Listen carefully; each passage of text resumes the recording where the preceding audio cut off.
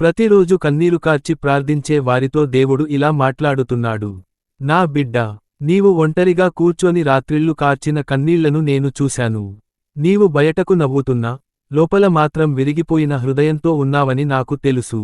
ప్రపంచం నిన్ను అర్థం చేసుకోకపోయినా, నేను నిన్ను పూర్తిగా అర్థం చేసుకుంటున్నాను. ఎందుకు నా జీవితంలో ఇన్ని బాధలు అని నీవు అడిగిన ప్రతి ప్రశ్న నాకు వినిపించింది. నీవు నిశ్శబ్దంగా ఏడ్చిన ప్రతి రాత్రి నా హృదయాన్ని తాకింది. నీ కన్నీటి ఒక్క బొట్టు నేలపై వృధా కాలేదు. అవి అన్నీ నా చేతిలో భద్రంగా ఉన్నాయి. నీవు బలహీనుడివి కాదు నా బిడ్డా. ఎంతో బాధను మోయగలిగే బలమైన హృదయం నీది. కాని ఇప్పుడు నీ ఆత్మ అలసిపోయింది. అందుకే నీవు ఇలా మౌనంగా కూర్చొని ఏడుస్తున్నావు.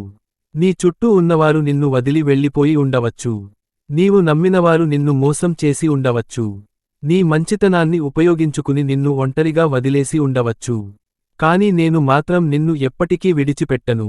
నీవు, నా జీవితం ఇక్కడితో అయిపోయింది అని అనుకున్న క్షణాల్లో కూడా, నేను నీ భవిష్యత్తును సిద్ధం చేస్తున్నాను.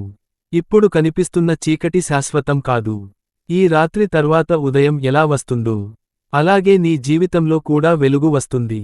నీవు కోల్పోయిన దానికంటే గొప్పదాన్ని నేను నీకు ఇవ్వబోతున్నాను. నీవు అనుభవించిన అవమానానికి బదులుగా గౌరవాన్ని ఇస్తాను. నీవు కార్చిన కన్నీళ్లకు బదులుగా ఆనందాన్ని ఇస్తాను. నీ విరిగిపోయిన హృదయాన్ని నేను స్వయంగా మళ్లీ నిర్మిస్తాను. ఇప్పుడు నీవు, నన్నెవరూ ప్రేమించడం లేదు అని అనుకుంటున్నావు. కాని నేను నిన్ను ఎంతో ప్రేమిస్తున్నాను నా బిడ్డా. నీ పేరు నా హృదయంలో చెక్కబడి ఉంది. నీవు పడిపోయిన ప్రతిసారి నేను నిన్ను లేపడానికి నీ పక్కనే ఉన్నాను. నీ ప్రార్థనలు చిన్నవిగా అనిపించినా, నీ నిశ్శబ్ద కన్నీళ్లు నాకు గొప్ప ప్రార్థనలుగా వినిపిస్తున్నాయి.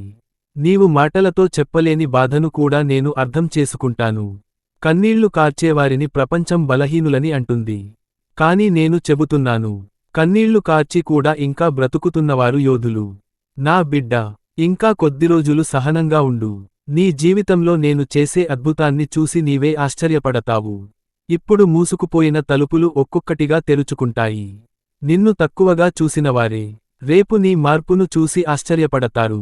ఈ రోజు నీవు ఏడుస్తున్నావు, కానీ రాబోయే రోజుల్లో అదే కళ్లతో ఆనంద భాష్పాలు కారుస్తావు.